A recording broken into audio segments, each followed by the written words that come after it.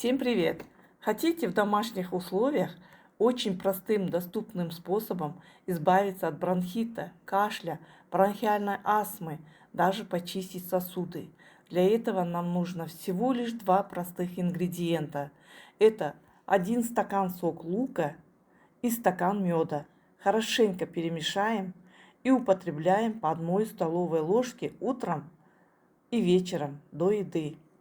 Детям можно давать по 1 чайной ложке утром и вечером, также до еды.